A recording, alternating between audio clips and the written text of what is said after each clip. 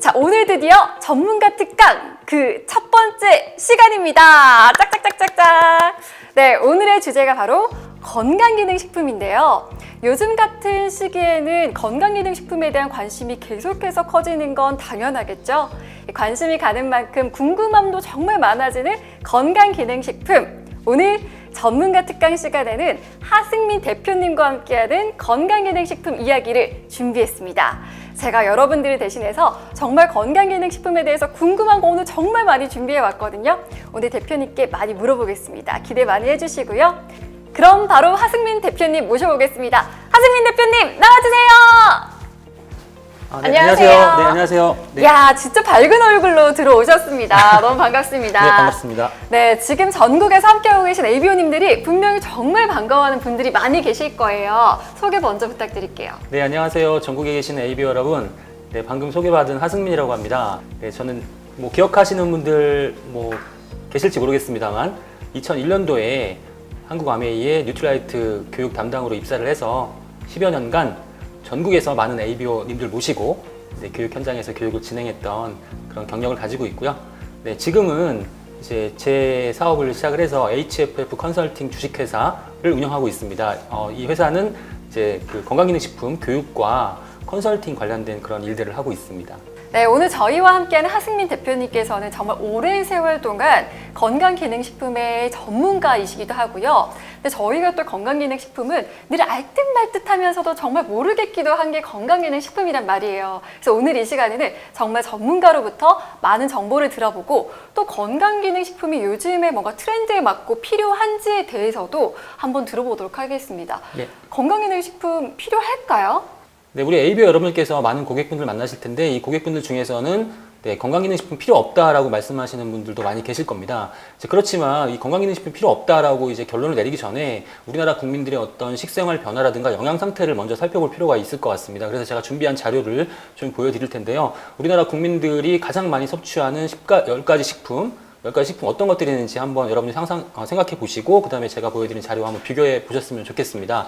일단 백미, 김치, 배추김치, 맥주, 우유, 사과, 돼지고기, 소주, 콜라, 달걀, 닭고기 이런 음식들을 이제 많이 드시는 것으로 조사가 됐는데요. 어떠세요? 지금 보시면 지금 이 10가지 가장 많이 섭취하시는 음식들이 정말 균형 있는 그런 식단의 그런 어떤 그 음식들이라고 생각이 되시나요?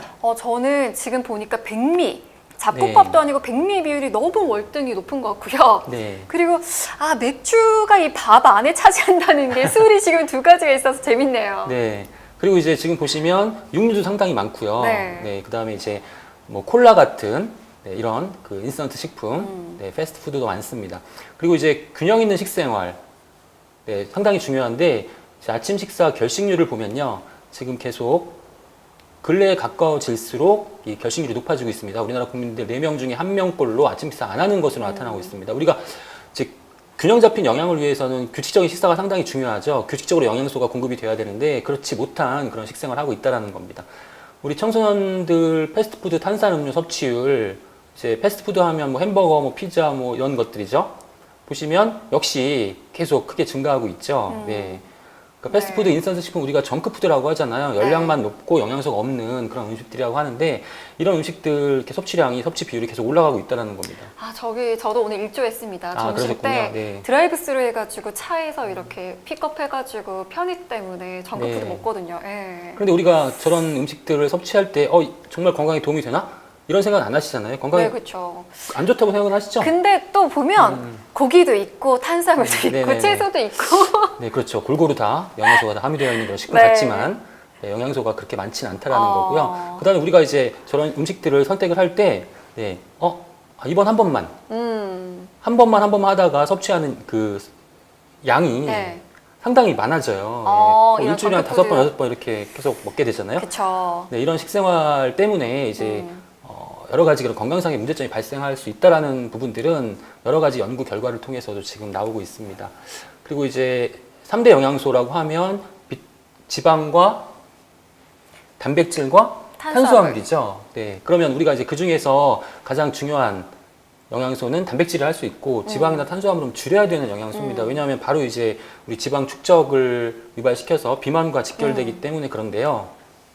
일단 탄수화물의 경우에는 우리가 밥을 주식으로 하고 있지만 사실 상당히 많은 비율로 좀 줄어들고 있지만 단백질은 좀 더 많이 섭취해야 되지만 거의 비슷한 수준을 유지하고 있죠. 네. 그렇지만 이제 문제는 지방입니다.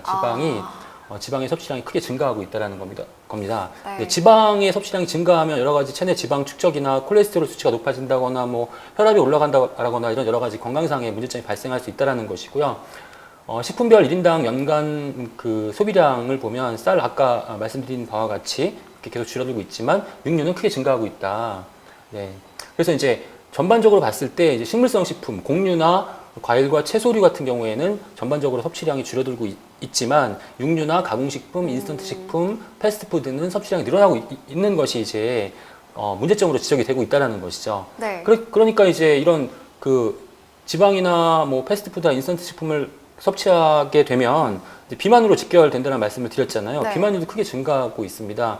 네, 지금 1986년에는 우리나라 국민들 전체 비만율이 8%였는데요. 지금은 거의 뭐 33%, 34% 이렇게 올라가고 있다는 거죠. 우리나라 전 국민의 전국 10명 중에 그러니까 3명 중에 1명꼴로 비만이라는 거잖아요. 근데 우리가 이렇게 거리를 다녀보면 3명 중에 1명이 비만은 아니세요. 한 10분 중에 1분 정도가 비만이신 거죠. 네. 근데 왜 이렇게 3명 중에 1명꼴로 비만 비율이 나올까요? 알 것 같아요. 복부지방 비만 이런 거 아닐까요? 그렇죠. 체내지방 네, 이런 거. 맞습니다. 네. 네. 제 보시기에 저 비만 아닌 것 같잖아요. 아닌 것 같아요. 농담이고 전혀 아니어 보여요. 네네. 근데 저도 이제 이 내장 지방이 있을 수 있다는 네. 겁니다. 그런 분들이 많이 계시기 때문에 우리가 마른 비만이라고 표현하기도 하는 거죠. 네. 그래서 이제 영양 불균형이 이제 발생하게 돼요. 이제 또 아까 이제 육류에 제가 섭취량이 늘어난다고 했는데 3, 40년 전과 비교했을 때 육류의 섭취량 4배 이상 증가했다라는 겁니다. 그리고 전체적인 열량 섭취는 한 1.5배 정도 증가했어요. 그래서 지금 2011년 통계지만 좀 시간이 좀 지난 통계지만 우리나라 국민들의 하루 평균 섭취 소비 열량이 3,300kcal 정도를 넘어서고 있는데 사실 그 우리 성인 남자를 기준으로 했을 때 하루 필요한 열량은요 한 2,400에서 2,500kcal 정도 되거든요. 네. 그런데 이제 평균이 벌써 3,300kcal에 넘어가고 있다는 거는 하루 섭취할 열량보다 거의 50% 이상을 네. 과잉으로 섭취하게 된다는 겁니다. 그게 이런 몸에 것들 남는 때문에. 거군요. 그렇죠. 네. 네. 그만큼 섭취는 하는데 그만큼 소비하지 않기 때문에 네, 문제가 발생한다는 거죠. 열량은 많지만 영양소는 줄어들고 있는 그런 식생활을 하고 있고 또 하나 이제 그 영양 불균형을 유발시키는 그런 원인 중에 하나가 이제 어떤 우리가 과일과 채소를 많이 충분히 섭취해야 된다고 얘기를 하는데 그 과일과 채소 안에 함유되어 있는 영양소가 예전에 비해서 많이 줄어들었다는 거예요. 예를 들면 좀 약간 시간이 좀 지난 그런 통계이긴 하지만 이 추세는 계속 지금까지도 이렇게 계속 이어진다고 저는 생각을 해요.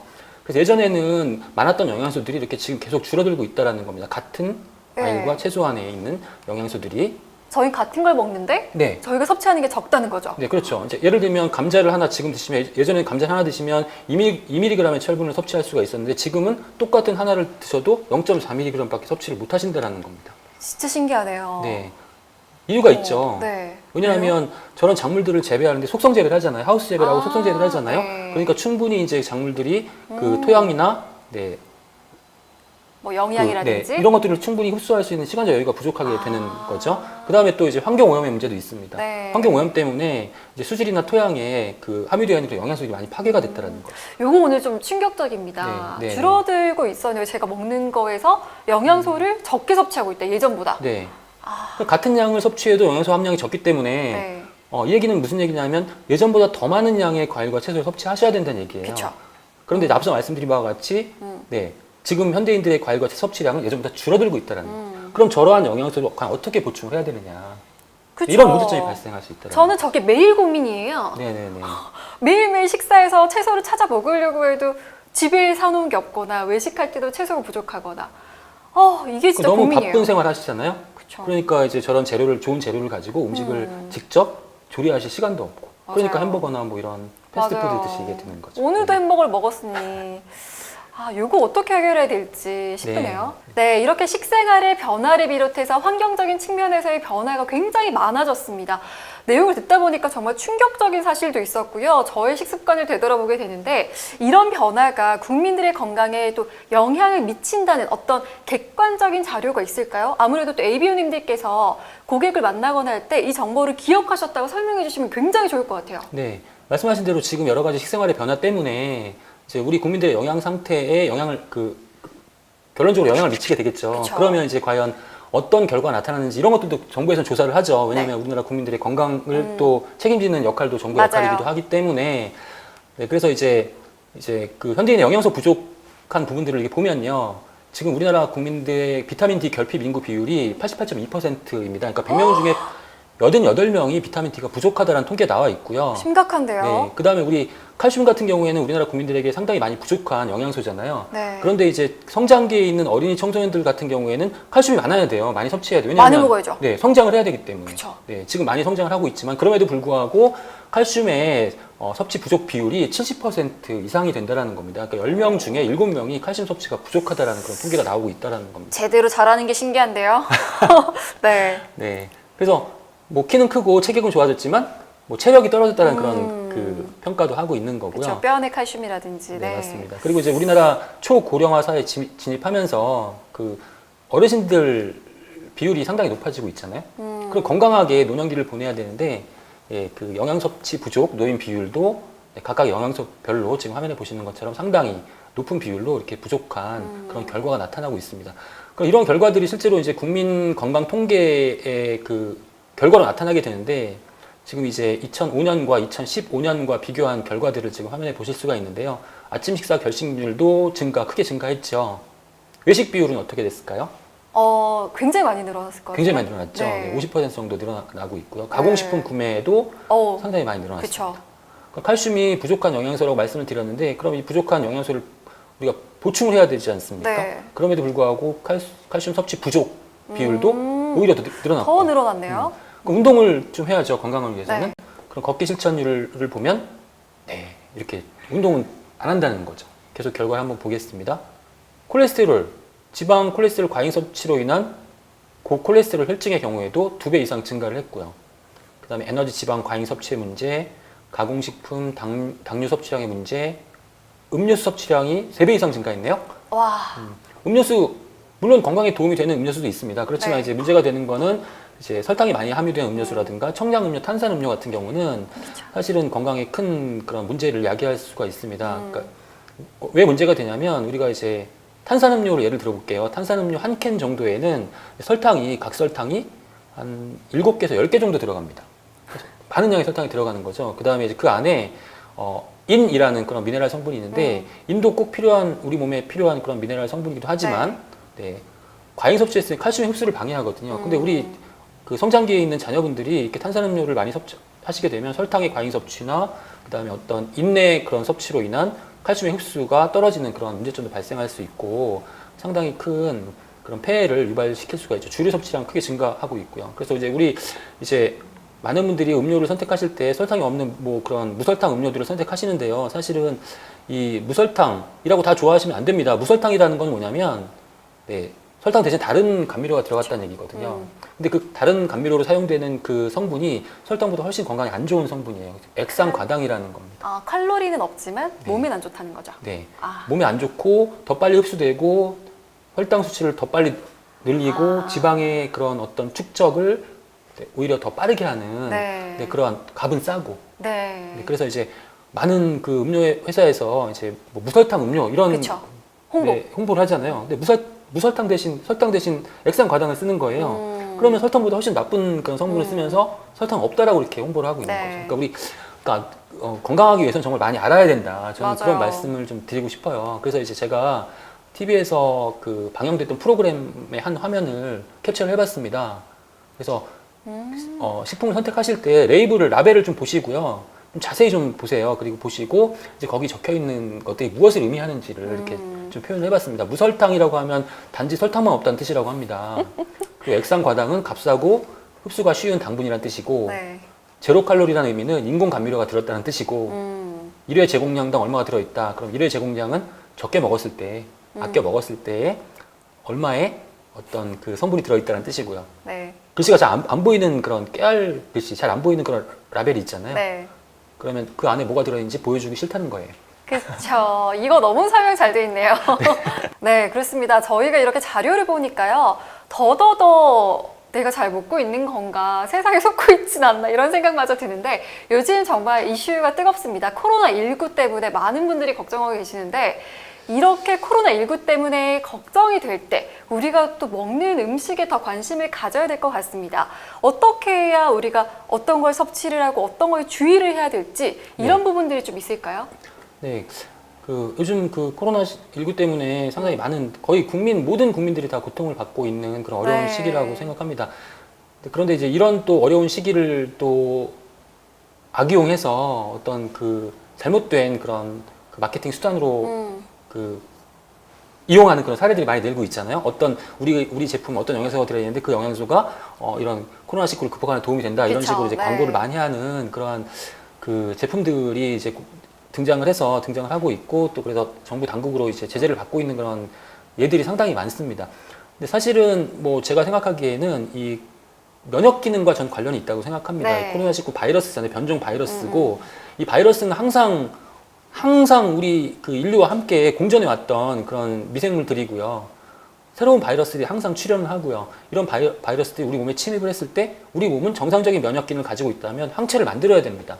항체를 만들어서 그 바이러스를 퇴치를 해야 되는 거죠. 그렇지만 지금 현재 이 새로운 바이러스에 대한 우리 항체를 만들었다는 어떤 확실한 결론에 다다르지 못했고, 또 하나는 이 바이러스에 대해서 전혀 예측하거나 통제할 수 없는 그런 상황이기 때문에 문제가 심각해지는 거고요. 네.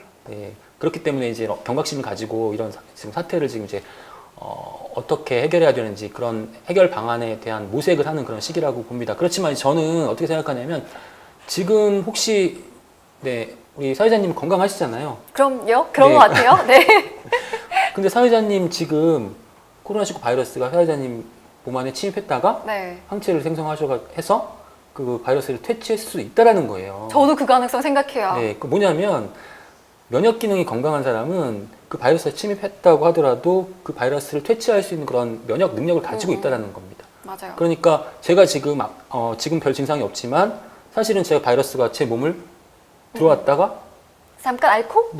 져서 그죠. 그럴 수 없어졌다 있죠. 이렇게 생각할 수 있는 거죠. 우리가 매년 감기 네. 독감 환자들이 많죠. 그런데 이제 감기 암 걸리시는 분이 상당히 많아요. 이런 분들이 면역 기능 강하다라는 거거든요. 그래서 우리가 평소에 면역 기능을 지금 당장 뭐 어떤 영양소나 어떤 뭐 제품을 섭취해서 지금 그 질환을 없앨 수 있다라고 말씀드리는 게 아니라 평소에 면역 건강에 대한 관리를 잘 하신다 그러면 아무래도 그런 바이러스로부터 우리 몸을 보호할 수 있는 가능성이 높아지게 된다라는 걸 전 말씀을 드리고 싶어요. 네. 우선 우리 AB 여러분들께서 직접 한번 면역력 자가 진단 테스트 한번 해보시는 거 좋겠습니다. 네. 이 테스트를 해보시면서 나의 면역 기능이 과연 얼마나 되는지 한번 진단을 해보시는 것도 좀 필요할 것 같아가지고 제가 잠깐 뭐 쉬어가는 그런 시간의 의미로 한번 준비해봤는데요. 한번 진단해보겠습니다. 지금 이제 계속 문항들이 나오는데요. 이 문항들에 나에게 해당되는지 안 되는지를 이제 손가락으로 한번 세보세요. 네. 첫 번째, 식사를 불규칙하게 한다. 네. 저도 한번 해보겠습니다. 채소를 싫어하는 등 편식을 하는 편이다. 전혀. 네. 채소를 좋아하시나요? 네, 굉장히 좋아합니다. 네. 외식을 자주 한다. 네. 술을 주 4회 이상 마신다. 좀 애매한데 저는. 아예 알고 있는데. 그다음에 담배를 피운다. 담배를 지금 아직 저는 끊지 못했습니다. 네. 많아지고 계십니다. 네. 네. 감기에 자주 걸린다. 독감 말고 감기죠? 네, 감기. 감기에는 네. 눈이나 입에 염증이 자주 생긴다. 상처가 잘 낫지 않는다. 상처가 잘 낫지 않는 것 같아요. 예전에 비해서. 이제 그건 제가 면역력이 떨어졌기 때문에 아니라 제가 나이가 좀 많아져서 그런 것 같고요. 네. 쉽게 피곤하고 피로가 잘 풀리지 않는다. 이것도 변비 또는 애매하네. 설사가 잦다. 요거는 네. 아침에 일어나기가 힘들다. 네. 불면증이 있거나 자주 깬다. 네. 운동을 하지 않는다. 아닙니다. 다이어트를 자주 한다. 애매하네. 체력이 급격히 떨어짐을 느낀다. 그다음에 사소한 일에도 짜증이 난다. 걱정을 자주 한다. 매사 의욕이 없다. 쉽게 스트레스를 느낀다. 마지막, 일에 집중이 잘 안 된다. 몇 개이신가요? 저는 손가락 안에 들었습니다. 8개? 네. 네, 그럼 결과 한번 보겠습니다. 저는 12개. 12개. 더 되신 것 같은데. 아니죠? 네. 4개 이하이신 분들이 건강하신 편이고요. 진짜요? 5개까지는 보통. 사회자님 이제 보통이신 거예요. 그러니까 지금보다 면역력이 떨어지지 않도록 네. 좀 주의하고 관리하실 필요가 있고요. 10개부터 14개 사이 저에 해당되죠. 네, 올바른 네. 식사와 규칙적인 운동, 숙면이 좀 필요한 상황이고 네. 주의가 필요한 그런 상황이라고 판단이 되고요. 15개 이상이 되신 분들은 지금 위험한 상태이고요. 지금 이런 그 생활 방식을 계속 지속하신다면 어떤 질환이 발생할 가능성이 상당히 높은 그런 네. 상태라고 볼 수 있겠습니다. 기본적인 생활 습관을 바로 잡아야 한다라고 좀 판단하시고 관리를 좀 적극적으로 좀 시작하셔야 될 것 같습니다. 네, ABO님들뿐만이 아니라 만나는 고객분들과 함께 해보셔도 좋을 것 같아요. 네네네. 네. 그렇다면 이제 면역 기능을 좀 튼튼하게 유지하기 위한 도움이 되는 그런 영양소들을 한번 살펴볼게요. 저는 그 기본적인 영양소 중에 단백질이 가장 중요하다고 생각합니다. 단백질이 기본이 돼야 되고, 왜냐하면 단백질 사실은 가장 우리 몸의 가장 기본적인 구성 성분이기도 하고요. 우리가 면역체 일선이라고 하는 신체 조직이 있습니다. 면역체 일선은 외부의 어떤 바이러스나 세균들이 우리 몸에 침입할 때 가장 먼저 접하게 되는 그런 조직이에요. 피부나 점막 등과 같은 상피 조직이라고 할 수 있죠. 이걸 면역체 일선이라고 하는데, 면역체 일선은 단백질로 구성이 되어 있습니다. 점막과 뭐 피부. 그리고 단백질이 충분히 공급되어야만 이 면역체 일선을 튼튼하게 유지할 수 있다는 것이고요. 그 다음에 이제 우리 몸에는 면역을 담당하는 면역 기관과 면역 세포들이 있죠. 림프 조직이나 뭐 흉선, 비장 등이 있고, 백혈구, 임파구, NK 세포 같은 그런 면역 세포들이 있는데, 이런 면역 기관과 면역 세포 모두 단백질로 구성이 되어 있다는 겁니다. 가장 기본적인 영양소라는 거고요. 또 우리가 어떤 항원이 들어왔을 때, 외부의 바이러스나 어떤 박테리아가 침입했을 때, 이거 우리가 항원이라고 하는데요. 이 항원에 대항하는 항체를 만들어서 이 항원을 퇴치해야만 그 항원으로 인한 그런 질환이 발생하지 않는 거거든요. 항체의 중요한 구성 성분이 바로 단백질이라는 거고요. 단백질이 부족했을 때 체액성 면역과 세포성 면역 모두 약화가 된다. 여기서 어려운 좀 단어가 나오는데, 어휘가 나오는데 제가 간단하게 설명을 드릴게요. 우리 그 사람의 면역 기능은요, 선천 면역과 획득 면역으로 나누어집니다. 선천 면역이 뭐냐면 선천적으로 타고난 그런 면역 기능이에요. 그러니까 면역 조직이라든가 우리가 태어날 때도 면역 세포가 있잖아요. 이런 것들이 이제 선천적 면역이고, 획득 면역은 앞서 말씀드린 항원이 침입했을 때 우리가 항체를 생성하는, 쉽게 얘기하면 이런 것들이 이제 획득 면역이라고 할 수 있는 거죠. 항원이 침입해야만 새로운 그 항체를 만들어내는, 선천적으로 이제 항체를 만드는 것이 아니라 태어난 다음에 네, 후천적으로. 항체를 후천적으로 생기는 거기 때문에 획득 면역이라고 하는 거죠. 네. 그러니까 우리가 이제 이 단백질 같은 경우에 선천 면역과 관련이 있어요. 가장 기본적으로 필요한 면역 기관과 기본적으로 있어야만 하는 그런 면역 세포의 어떤 구성 성분이라는 거고요. 그 다음에 우리 체액성 면역과 세포성 면역에 대해서 좀 쉽게 말씀을 드릴게요. 체액성 면역은 앞서 말씀드린 항체를 생성하는 능력을 우리가 체액성 면역이라고 해요. 그 세포성 면역은 뭐냐면 우리가 세포가 직접적으로 그 항원에 작용해가지고 항원을 공격하는 거. 예를 들면 대식 세포가 그 항원을 잡아먹는 식작용이라고 하는데요. 이런 역할. 그러니까 면역 세포의 직접적인 역할을 우리가 세포성 면역이라고 하는 거예요. 그러니까 네. NK 세포라는 성분이 암 세포를 파괴한다거나 이런 것들을 우리가 세포성 면역이라고 하는 거고, 네. 항원이 들어왔을 때 이 면역 세포가 항체를 만들어서 항원을 중화시키는 거를 체액성 면역이라고 하는 거죠. 네. 약간 좀 어려우신가요? 조금 어렵네요. 네. 여기부터 조금 어렵네요. 네, 다음에 이제 뭐 기회가 된다면 제가 쉽게 다시 한번 설명을 드리도록 네, 하겠고요. 기억해 보겠습니다. 네. 체액성 면역과 세포성 면역. 네. 그러니까 단백질이 부족했을 때는 임파선, 편도선, 비장, 흉선 등 기능 저하되고, 체액성 면역과 세포성 면역이 모두 약화된다라는 그런 결과들이 나타날 수가 있습니다. 기본적으로 이제 비타민, 미네랄도 상당히 중요한데, 비타민 A는 백혈구 형성에 관여를 하게 되고요. 백혈구는 가장 대표적인 면역 세포이고요. 네. 그 다음에 우리가 면역체 일선이라고 말씀을 드렸죠. 네. 점막. 비타민 A가 부족했을 때는 면역체 일선이라고 할 수 있는 점막이 각질화돼서 약화가 됩니다. 그래서 더욱 쉽게 외부의 침입 물질이 점막을 통해서 우리 몸으로 침입하기 쉬워질 수 있다는 겁니다. 네. 비타민 C는 대표적인 항산화 영양소이기도 하고요. 그 다음에 우리가 바이러스가 우리 몸에 침입하면 세포 내에서 이 바이러스의 증식을 억제하는 인터페론을 만들거든요. 인터페론을 생성하는데 비타민 C가 반드시 필요하기 때문에 면역 기능과 관련이 있다라고 이제 얘기를 하는 거고요. 비타민 E는 이제 항산화 영양소입니다. 그래서 면역 체계에 도움이 된다라고 하는데, 세포막에 이제 항산화를 담당하고 있으면서 또 면역 세포가 이제 유해산소로부터 산화돼서 파괴되는 것을 억제하는 그러한 역할도 하게 되고요. 비타민 D는 기본적으로 항균과 항바이러스 능력을 가지고 있어요. 그리고 이제 겨울철 독감 환자들 많이 있는데, 이 독감 환자들을 이렇게 조사를 해보니까 이제 비타민 D의 농도가 상당히 떨어져 있다라는 것이 밝혀졌기 때문에 비타민 D가 부족했을 때 그런 면역 기능이 떨어지는 것으로 추측이 되고 있습니다. 미네랄 중에서는 철분, 구리, 아연, 셀레늄 뭐 거의 모든 대부분의 미네랄이 면역 기능과 관련이 있다고 보시면 될 것 같습니다. 철분 결핍되었을 때는 면역 세포인 대식 세포나 호중구의 살균 능력이 감소가 될 수 있습니다. 그리고 구리와 셀레늄이 부족했을 때에는 체액성 면역, 체액성 면역 현저히 저하되는 그런 결과가 나타날 수 있고, 아연은 우리가 면역 미네랄이라고 하죠. T 림프구, 자연 살상세포, 대식세포 등 모든 그런 면역 기능, 모든 면역세포의 기능에 모두 관여를 하는 가장 중요한 미네랄이라고 할 수 있습니다. 그러니까 장관 면역 상당히 중요한데, 유산균은 우리가 소화기관의 건강, 또 이제 어떤 뭐 비만 원인균을 없애서 다이어트에 도움이 된다라고 많이 알고 계시는데, 소화기관은 우리 면역기관 중에서 가장 중요한 면역 기관이라고 보시면 됩니다. 우리 몸의 전체 면역 기능을 100이라고 본다면 70 이상, 70% 이상을 차지하고 있는 그런 면역 기관이 소화기관입니다. 대표적으로 이제 파이어스 패치라는 기관이 있는데, 이 소화기관에서 소화기관에 존재하는 어떤 면역 물질과 면역 세포들을 보관하는 그러한 기관인데, 인체 위장관 내에는 거의 한 40개 이상이 존재하기 때문에 가장 중요한 면역 기관이 바로 소화기관이다. 그렇다면 소화기관의 건강을 우리가 향상시킨다면 면역 기능도 따라서 좋아진다는 의미예요. 그렇기 때문에 우리가 소화기관 건강에 도움이 되는 유산균이라든가 뭐 식이섬유 등과 같은 그러한 영양소를 충분하게 섭취하시는 것이, 장까지 살아가야 되는 그 이유가 그렇습니다. 네. 오케이, 그래서 유산균이 단순히 소화기관 건강뿐만이 아니라 네. 우리 이제 전반적인 면역 기능 향상에도 도움이 된다. 또 오메가3 지방산, 또 우리 그 혈행 개선에 도움이 되고 혈중 콜레스테롤 지방을 좀 관리해주는 그런 영양소를 알고 계시죠? 백혈구 이제 활성화하기 때문에 면역 기능을 강화시켜주고, 또 염증은 우리 몸에서 발생하는 면역 반응의 일종이죠. 그쵸. 염증, 그쵸. 그 염증을 억제하는 그런 역할도 하게 됩니다.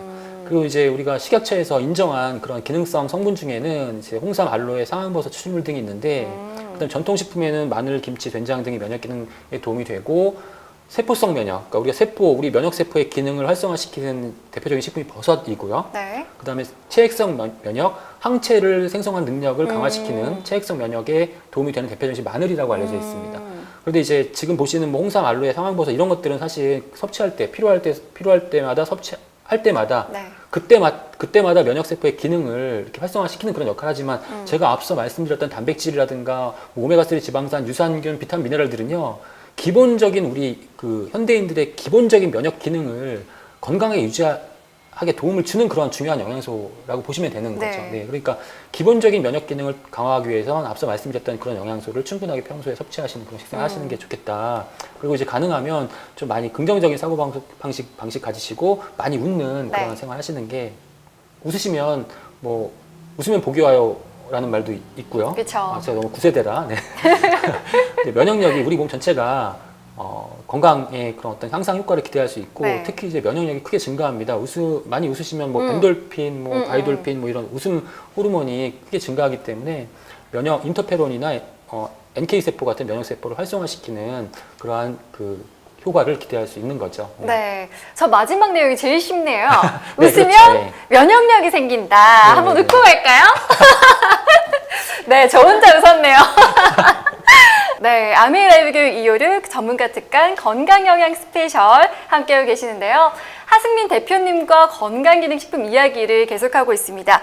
이제 또 저희가 이번에는 이 이야기를 해볼까 하는데, 뉴트리라이트 비즈니스를 하시는 ABO님들이 많으시잖아요. 이런 분들은 특히나 정말 궁금해하실 것 같습니다. 우리나라의 건강기능식품의 이 시장의 현재 상황과 또 앞으로의 전망이 어떻게 될지 어떻게 내다보시나요? 네, 우리나라 건강기능식품 시장은 지속적으로 성장할 것으로 이제 예상을 하고 있습니다. 네. 지금까지도 이제 과거에 한 20여 년간 계속 지속적인 성장을 해왔고요. 네, 지금 화면에 보시는 것처럼 지금 뭐 2017년도까지는 3조 8천억 원의 시장 규모를 형성하고 있었는데, 작년 통계가 나왔습니다. 작년에 4조 6천억 원 정도로 이제 그 전해에 비해서 10% 이상 성장한 것으로 이제 보여지고 있고요. 네. 지금 앞으로도 이제 계속 성장할 것으로 예측이 되고 있는데, 지금 지난달에 한국 건강기능식품협회 정기총회가 있었는데, 그 협회장이 이제 그런 그 기조 발제를 했습니다. 어떤 내용이었냐면, 앞으로 향후 10년 이내에 우리나라 건강기능식품 시장을 25조 원대로 형성시키겠다 이렇게 말씀을 하시더라고요. 근데 지금 현재 5조가 안 되는 상황에서 10년 안에 25조가 되기는 좀 어려울 것 같습니다. 제가 보기에는. 네, 저희 회사에서 분석한 자료를 좀 보내드리면요. 지금 이제 구매 경험률, 그러니까 건강기능식품 구매해본 적이 있느냐라는 그런 질문에 조사 대상자의 73.6%가 대답을 했고요. 네, 구매 총 가구 수를 보면요. 네, 지금 2016년 통계가 1,400만 가구. 1,400만 가구라 하면 우리나라 전체 가구에 거의 육박하는 수준이죠. 그러니까 대부분의 가구에서 건강기능식품을 구매했다라는 통계가 나오고 있습니다. 그리고 이제 우리가 이제 인구 경제 규모나 인구 통계학적 분석으로 접근해 보면 우리나라 모든 산업 분야가 일본을 지금 이제 과거에는 이렇게 일본이 앞서가고 우리나라 산업 분야가 따라가는 그런 경향을 그쵸. 보였잖아요. 근데 네. 지금 이제 경제 수준이 이제 거의 이제 일본과 거의 비슷해졌습니다. 지금 보시면 1인당 GDP는 뭐 일본이 39,000달러, 우리나라 33,000달러로 이제 약간 차이가 나는데요. 근데 구매력 기준 1인당 GDP, 그러니까 구매할 수 있는 능력을 이제 고려한 개념 수치를 보면 일본은 45,000달러고 우리나라 42,000달러예요. 그러니까 우리가 이제 구매할 수 있는 그 역량을 고려한다면 일본과 거의 대등한 수준까지 지금 와 있다라는 겁니다. 구매 네. 역량이. 그래서 이제 이 수치는 2025년이 되면 거의 일본을 이제 앞설 것이다. 라고 예측을 하고 있는 거예요. 그러니까 소비 능력이 우리나라가 더 일본보다 더 높아진다는 얘기예요. 네. 건강기능식품도 마찬가지로 이제 그런 일본의 그런 건강기능식품 시장 규모보다 이제 그 추세를 따라갈 것으로 예측이 되고 있는데 사실 그렇다면 경제 수준은 거의 이제 비슷해졌다고 보고요. 다만 경제 규모의 차이인데 경제 규모는 이제 그 인구 수의 차이에 네네. 따른 그런 그 차이가 발생하게 되는 네. 거죠. 그런데 지금 현재 일본의 인구가 우리나라 한 2.2배 정도 되기 때문에 그런 것들을 고려했을 때 일본의 그 건강기능식품 시장은 우리나라 건강기능식품 식품 시장의 한 2.2배에서 한 2.5배 정도가 적절할 것으로 보여져요. 네. 그런데 일본의 건강기능식품은 지금 우리나라 건강기능식품 시장의 한 4.5배 정도 되거든요. 5배 거의 가까이 돼요. 이 얘기는 무슨 얘기냐면, 그러니까 일본은 뭐 이렇게 잘 살게 된 시기가 예전부터 잘 살아왔기 때문에 네. 이제 건강에 대한 관심도 많아지고 건강기능식품의 시장이 예전부터 이제 확대가 되어 왔다라는 네네. 거죠. 우리나라 이제 이제 지금 선진국 그 문턱에 와 있는 거고요. 그렇기 때문에 향후에 이제 경제 규모를 봤을 때에는 지금 현재 시장보다 100%까지는 보수적으로 봐도 100% 이상은 성장할 것이다. 그러니까 지금 한 5조 정도로 본다면 앞으로 10조 이상은 성장할 것이다. 이렇게 예상을 하게 되는 거죠. 네, 그리고 이제 우리나라 이제 그 정책적인 그 부분도 이제 건강기능식품 시장의 확대를 촉진시킬 걸로 지금 예상이 되고 있습니다. 그 이유는 우리나라 정부에서 지금 의료 복지 혜택을 계속 증가시키고 있는데 이제 의료 재정 압박이 발생을 하죠. 네. 네, 재정이 부족하기 때문에 그래서 전반적으로 헬스케어 산업 전반적으로 규제를 완화하는 그런 정책을 쓰고 있습니다. 그래서 이제 뭐 예를 들면 뭐 지금 현재 그 우리가 표현할 수 있는 그런 어떤 건강기능식품의 어떤 기능성에 대한 어떤 규제도 완화를 시킬 거고요. 네. 네, 다양한 그런 규제 완화 정책이 지금 시행이 되고 있거나 아니면 시행 예정에 있습니다. 네. 그래서 이런 것들이죠. 예를 들면 대형마트나 백화점 등의 건강기능식품 자유 판매를 허용하고요. 뭐 일부 의약품의 원료를 건강기능식품의 원료로 활용할 수 있게끔 이렇게 변경을 해준다거나 네. 또 일반 식품의 기능성 표시를 허용해준다거나 아니면 건강기능식품 광고의 허용 범위를 또 확대해준다거나 이런 다양한 그런 이렇게 규제를 완화하게 됩니다. 네. 그러면 이제 이 건강기능식품 시장이 그 확대되는 속도가 더 빨라지겠죠. 가속화가 네. 되겠죠. 그러니까 이제 그러면 이렇게 시장이 커진다 그러면 이제 가만히 있지 않습니다. 어떤 산업들이 움직이겠죠. 산업들이 이제 그 모든 기업들은 이윤 추구가 목적이기 때문에 대기업들이나 제약회사나 뭐 이런 그 데서 이제 움직임이 네. 있는 거죠. 그래서 지금 상당히 많은 수의 대기업들이 지금 건강기능식품에 진입을 했습니다. 이미. 그리고 지금 진입하려고 노력하는 중이고요. 그러니까 대기업, 뭐 일반 식품 대기업이라든가 아니면 네. 직접 판매 업체라 제약사까지, 제약사 여러분들이 알고 계시는 그 뭐 유명한 제약사들은 다 이제 건강기능식품 브랜드, 자회사를 그쵸, 네, 브랜드를 지금 건강기능식품 브랜드 제품을 출시하고 있다라는 거예요. 네. 그러니까 누구나 이제 막 이 식품에 진입을 하려고 해요. 네. 심지어는 제과회사, 그다음에 심지어는 라면회사. 네네. 라면회사 하면 N사를 들 수 있지 않나요? 그쵸. N사. 네, 그 N사가 지금 건강기능식품 출시했어요. 아. N심사 거기요?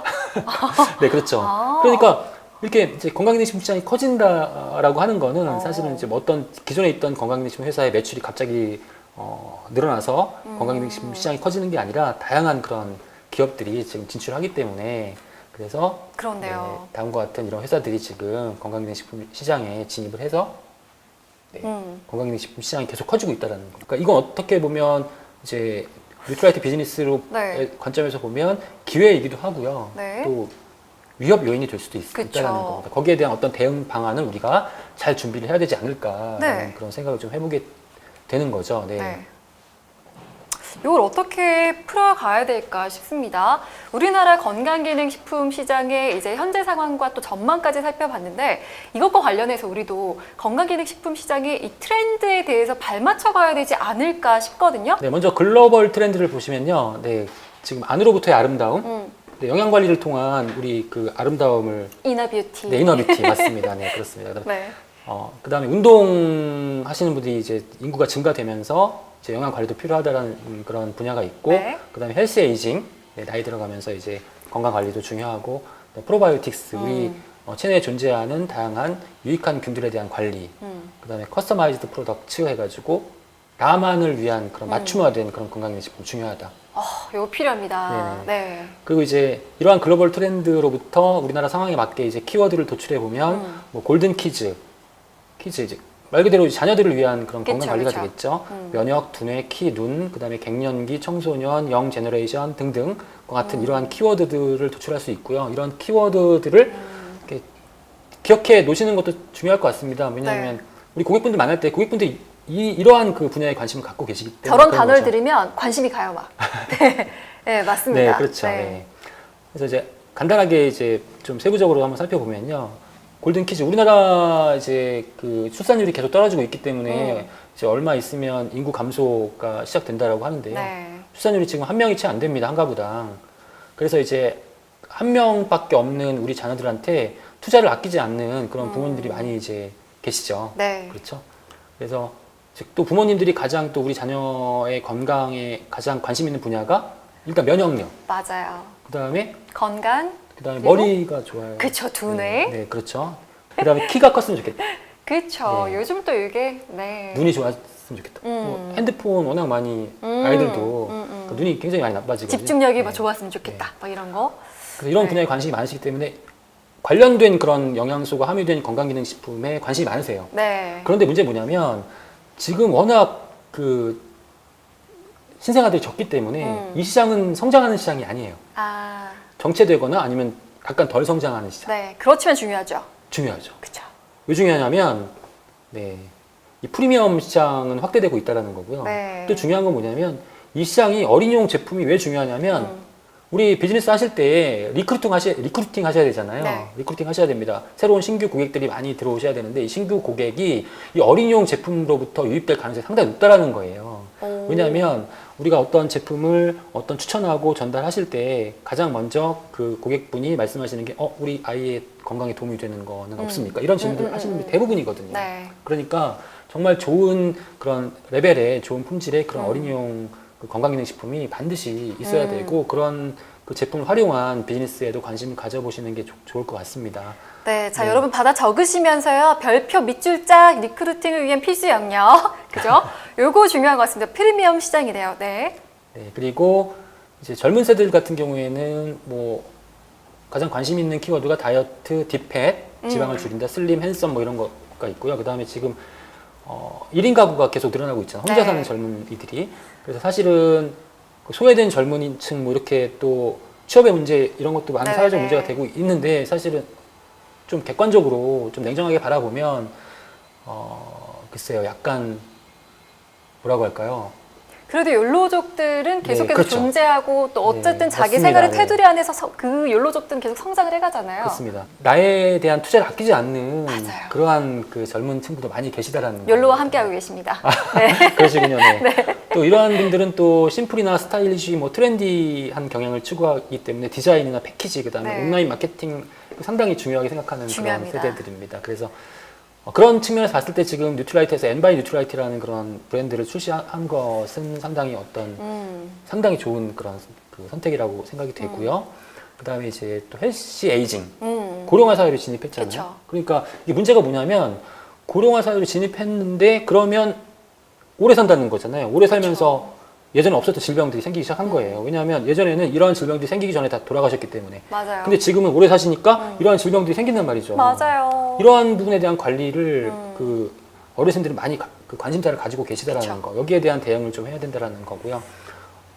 혹시 사회자님 그 우리 그 성인들 혹은 중장년층, 노년층에서 앞으로 내가 이제 남은 인생에서 절대 없었으면 좋겠다라고 생각하는 질병 뭔지 아세요? 절대 없었으면요? 1위가 그걸 것 같아요. 치매. 아, 맞습니다. 그죠? 네, 맞습니다. 치매가 사실은 본인도 당사자도 괴롭지만 주변의 모든 가족들에게 피해를 줄 수 있는 그쵸. 그런 무서운 질병이기 때문에 우리나라 국민들이 가장 무서워하는 질병 치매입니다. 그럼 네. 우리가 이제 그런 것들도 미리 이제 관리를 해야 되잖아요. 그러니까 치매가 하루아침에 생기는 게 아니라 치매는 20년 전부터 시작이 돼요. 아, 진짜요? 네. 그러니까 지금부터 치매가 시작될 수 있다는 겁니다. 제가 네. 네. 모두가. 그러니까 이제 그 두뇌 건강 관리를 해야 된다는 거죠. 네. 두뇌 건강 관리에 이제 필요한 영양소가 예를 들면 DHA가 있을 수 있고, 이것도 먹어야 그다음에 되나? 뉴트라이스 제품 중에는 징코엠도 있을 수 있고요. 네. 그다음에 이제 또 뭐가 있을까요? 두뇌 건강에 도움이 되는 실질적으로 잘 모르겠어요. 네. 사실은 비타민 D도 도움이 돼요. 아. 비타민 D도 기억력, 네, 인지력에 필요하고요. 그다음에 이제 F-옥타코산을 같은 제품도 그 안에 엘테안이라는 성분이 있어서 기억력, 집중력에 도움이 된다는 거죠. 그러니까 이러한, 그러니까 치매에, 예를 들어 치매 예방에 관심이 많은 고객분들이 계시다 그러면 네. 우리 제품 중에서 어떤 제품, 지금 말씀드린 징코엠, F-옥타코산올, 뭐 그다음에 비타민 D하고 오메가3, DHA 네. 이런 제품들을 이렇게 전달해 줄 수 있어야 된다는 겁니다. 근데 이런 것들은 이제 공부를 하셔야지 알 수 있다는 거예요. 그쵸. 그래서 우리 건강기능식품 비즈니스 하시기 위해서는 좀 바쁘시고 너무 이렇게 시간이 없다고 하시더라도 이 건강에 대한 기본적인 그런 공부하는 시간을 좀 가지셨으면 좋겠다라는 말씀 드리고 싶고요. 제가 다음 시간에 이제 그 부분에 대해서 좀 더 자세하게 말씀을 드리도록 하겠습니다. 네. 정말 영제너레이션이라든지 타깃 마케팅은 정말 중요할 것 같습니다. 저도 지금 영제너레이션에서 나왔던 것들 다 꽂혀요. 막 확확 막 다 내 얘기 같고 제 얘기 같고 막 그렇거든요.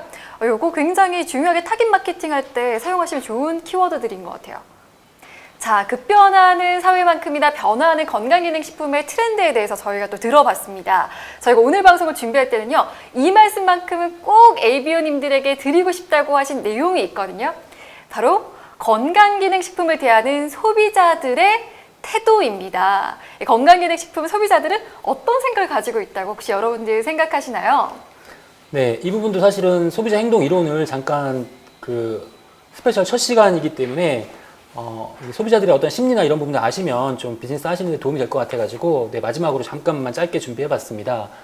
일단 우리 소비자 행동 이론 중에 계획적 행동 이론이라는 그런 네, 소비자 심리학의 한 이론인데요.